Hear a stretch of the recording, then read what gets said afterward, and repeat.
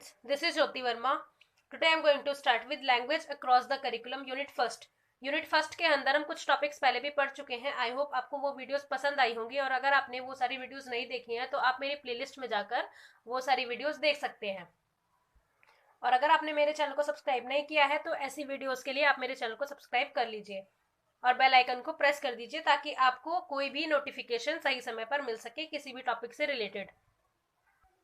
So friends, आज हम start करेंगे मल्टीलिंगुअलिज्म, यानी ये टॉपिक है लैंग्वेज अक्रॉस द करिकुलम. हमारे सब्जेक्ट का जो है BEd first semester IP university का सिलेबस.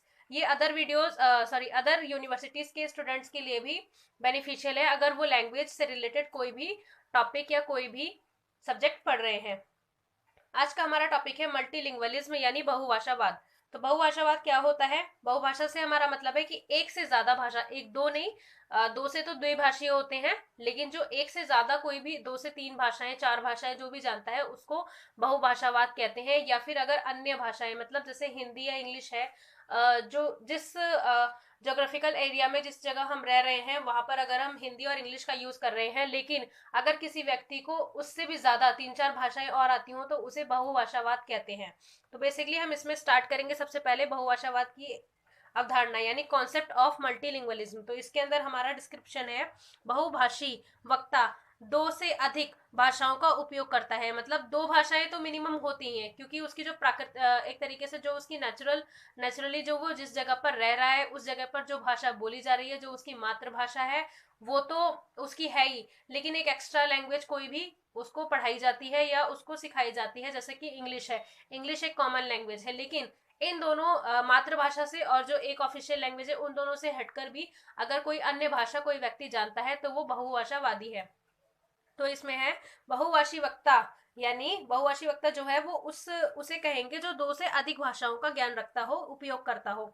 एक समुदाय का वक्ता, कोई भी एक कम्युनिटी है उसका जो वक्ता है जो 2 से अधिक भाषाओं का प्रयोग करता है या 2 भाषाओं के वक्ताओं के बीच उपयोग के बारे में प्रक्रिया के रूप में बहुभाषावाद परिभाषित किया जा सकता है. मतलब बेसिकली यही है कि 2 से अधिक भाषाओं को जो बोलता है वो एक बहुभाषी वक्ता होता है.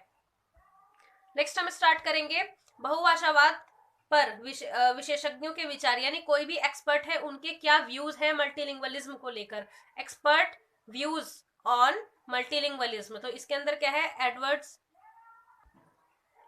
1994 के अनुसार बहुभाषावाद जो है सरल स्तर पर उत्पन्न होने वाली, मतलब किसी भी इजी लेवल पर उत्पन्न होने वाली जो है परिस्थिति, कोई भी है ऐसी उत्पन्न होने वाली परिस्थिति में भाषा समुदायों के संप्रेषण हेतु आवश्यकता का विश्व में जीवन का एक शक्तिशाली तथ्य है. मतलब बेसिकली क्या कहना चाह रहे हैं कि जो बहुभाषावाद है ये एक सरल स्तर पर होना चाहिए, और ऐसी कोई भी सरल स्तर पर उत्पन्न होने वाली कोई भी परिस्थिति है या फिर कोई भी ऐसा समुदाय है जो अन्य भाषाओं में, अनेक भाषाओं में संप्रेषण करता है, तो वो एक शक्तिशाली तथ्य है उनका. नेक्स्ट हम देखेंगे भारत में बहुभाषावाद यानी इंडिया में मल्टीलिंगुअलिज्म इन इंडिया. भाषा में बहुभाषावाद प्राचीन काल से ही चिन्हित किया जा सकता है. जब स्थानांतरण के कारण कुछ संजाति विषयक समूह और जातियां एक दूसरे के साथ संपर्क में आते हैं, मतलब संपर्क में आए थे उस समय पर, किसी प्राचीन समय पर अगर हम देखें तो भारत में अनेक भाषाएं, जातियां, संस्कृतियां और धर्मों की विविध समृद्ध धरोहरें हैं. मतलब बेसिकली हम जानते ही हैं कि जो हमारा भारत है वहां पर कितनी भाषाएं, 574 मातृभाषाएं बोली जाती हैं, और इन भाषाओं में अलग अलग ऐसी उपभाषाएं भी हैं जो बहुत ही एक तरीके से बोले कि बहुत ही हायर लेवल पे ये चीजें बोली जाती हैं. हम इसको एक तरीके से अनगिनत बोल सकते हैं कि भारत में हर क्षेत्र में एक नई भाषा, एक अन्य भाषा बोली जाती है. नेक्स्ट हम देखेंगे भारत की जातीयता, संस्कृति, भाषा एवं धर्म की बहुल प्रकृति ने देश में बहुभाषावाद के विकास का मार्ग प्रशस्त किया है.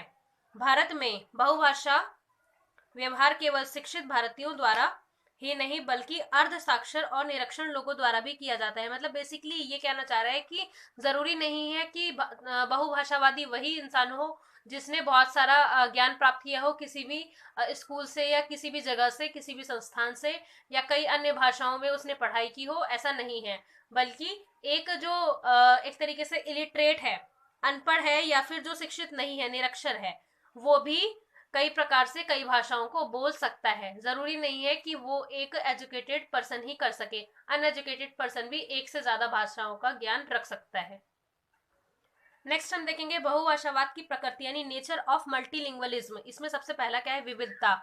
मतलब आपको पता ही है कि जो हमारा इंडिया है, इंडिया में हर प्रकार के, मतलब जितने भी क्षेत्र हैं, हर प्रकार के लोग वहां पर पाए जाते हैं। मतलब किसी की भाषाएं अलग होगी, किसी का पहनावा अलग होगा, कोई अलग संस्कृति को फॉलो करता होगा, किसी की परंपराएं अलग होंगी। मतलब भाषाई सबसे अलग अगर हम देख लें तो भाषाई जो हमारा एक तरीके से विविधता है, लिंग्विस्टिक डाइवर्सिटी जो है, वो सबसे ज्यादा पाई जाती है कि अलग अलग क्षेत्रों में अलग अलग प्रकार की भाषाएं बोली जाती हैं। अगर आप दिल्ली का एग्जाम्पल ले लें तो यहाँ पर अलग अलग प्रकार की भाषाओं वाले लोग आपको मिलेंगे, क्योंकि यहाँ पर हर जगह से लोग आकर रहते हैं, शहरों में आकर बसते हैं, और इनकी अलग अलग संस्कृति है, अलग अलग परंपराएं हैं, अलग अलग भाषाएं हैं।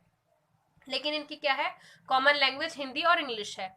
तो आगे है इसके अंदर विविधता यानी डाइवर्सिटी। बहुभाषावाद विविध संस्कृतियों और धर्मों से बाहर विकसित किया गया है। मतलब ये क्या कहना चाह रहा है कि जो बहुभाषावाद है, मल्टीलिंगुअलिज्म है, ये क्या है, विविध संस्कृतियों, मतलब जो संस्कृतियों में डाइवर्सिटी है, इसमें विविधता है, और धर्म में जो विविधता है, इससे बाहर विकसित किया गया। ये भाषाई विविधता का मुख्य स्तर है जो विभिन्न समाजों के संयोजन की विविधता द्वारा प्रदर्शित किया जाता है।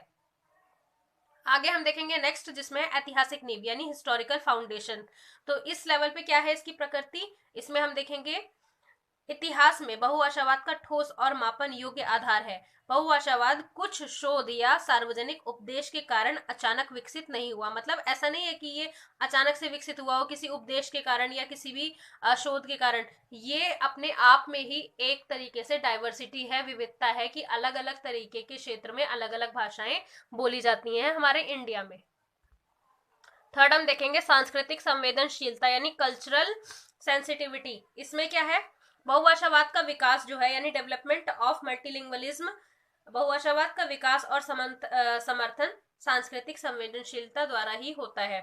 अन्य भाषाओं के संपर्क के अलावा, मतलब जो दूसरी भाषाएं हैं उनके संपर्क के अलावा, उनसे कांटेक्ट किए बिना प्राकृतिक और सांस्कृतिक कारक भी बहुभाषावाद के विकास में महत्वपूर्ण है। मतलब अगर हम अन्य भाषाओं से कनेक्ट ना भी करें तो भी जो हमारी प्रकृति है या हमारी जो संस्कृति है वो भी बहुभाषावाद के विकास के लिए महत्वपूर्ण है। फोर्थ हमारा इसके अंदर विकासशील यानी ग्रोइंग। अगर कहीं भी डेवलपमेंट हो रहा है, डेवलपिंग कंट्री है, तो उसके अंदर क्या नेचर है मल्टीलिंगुअलिज्म का, ये देखेंगे। आधुनिक काल में देश भर में गतिशीलता में वृद्धि के साथ बहुभाषी समूहों के मजबूत शक्तिशाली घटक हैं। इंटरनेट उपयोगकर्ताओं के बढ़ते उपयोग के साथ विभिन्न क्षेत्रों में लोगों के बीच संपर्क है, मतलब कनेक्टिविटी है, वो बहुत ज्यादा व्यवहारिक हो गई है, बहुत ज्यादा बढ़ गई है, क्योंकि जो अलग अलग क्षेत्रों के लोग हैं वो इंटरनेट के जरिए आपस में कनेक्ट हैं, आपस में जुड़े हुए हैं। जैसा कि आपको पता है इंटरनेट क्या है, वर्ल्ड वाइड वेब, यानी पूरे जगत को एक साथ जोड़ता है, उसको ग्लोबलाइज करता है।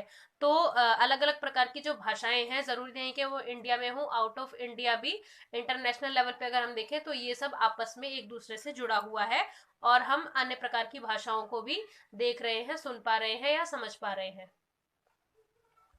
जैसा कि हमने देखा है कि आज के टाइम पर लोग कई अलग भाषाएं सीख रहे हैं, जैसे जर्मन है, फ्रेंच है, ये सारी भाषाएं सीख रहे हैं। तो जो लोग इसको सीख रहे हैं वो उन लोगों से भी कनेक्ट कर पाते हैं, और ये एक तरीके से जो है पॉजिटिविटी है कि हम दूसरे लोगों से भी कनेक्ट कर पा रहे हैं।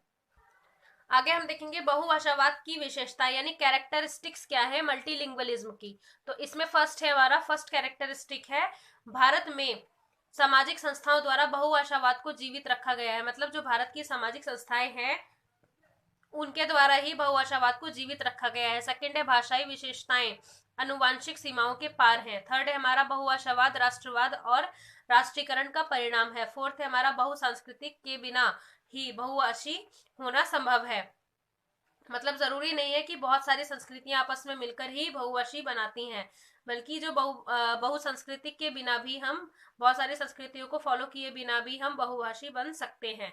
फिफ्थ है इसके अंदर नियमित संपर्क के कारण, मतलब आपस में अगर हम रेगुलरली नियमित रूप से संपर्क रखें किसी से तो भी हम भाषाओं की सीमाओं में जुड़ सकते हैं, और नियमित संपर्क के कारण क्या हो सकता है, भाषा सीमाएं धुंधली हैं।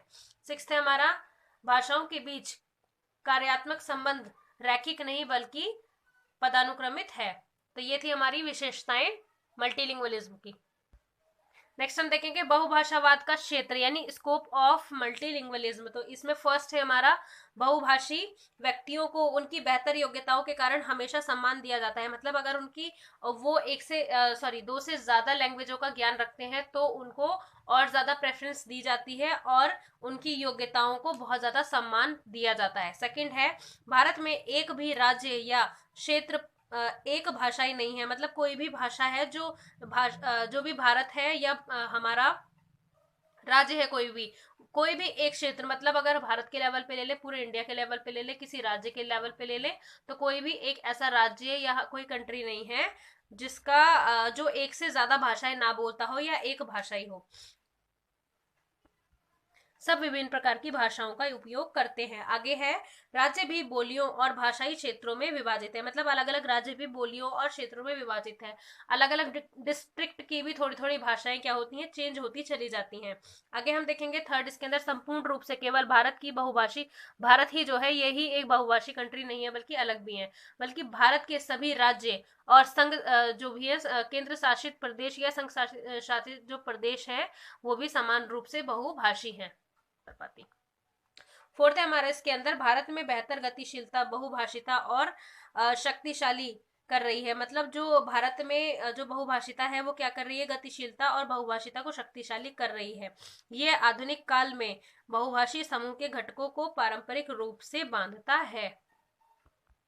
नेक्स्ट हम देखेंगे शिक्षा और बहुभाषावाद यानी एजुकेशन एंड मल्टीलिंगुअलिज्म। तो इसके अंदर क्या है, भारतीय संविधान 14 वर्ष की आयु के सभी बालकों के लिए निशुल्क और अनिवार्य शिक्षा प्रदान करता है, लेकिन भाषा का माध्यम स्पष्ट रूप से निर्दिष्ट नहीं किया गया है। शिक्षा का माध्यम शिक्षा में सिखाया गया या माध्यम जो भाषाओं द्वारा प्रदान किया जाना चाहिए, इनका कोई विवरण नहीं है। आगे है इसके अंदर बहुभाषावाद भारतीय शिक्षा प्रणाली का महत्वपूर्ण भाग है। मतलब जो बहुभाषावाद है, क्योंकि अलग अलग लैंग्वेजेस को शिक्षा में पढ़ाया जाता है, और जैसा कि हम एग्जांपल ले सकते हैं, हिंदी इंग्लिश तो मेन है, इसके अंदर संस्कृत भी हमारी प्राचीनतम भाषा है, और उसके बाद अलग अलग जैसे पंजाबी, उर्दू, अलग अलग अन्य भाषाएं भी सिखाई जाती हैं। इसका उद्देश्य हमारी शिक्षा प्रणाली जो है उसकी बहुभाषावाद चरित्र को समर्थन देती है।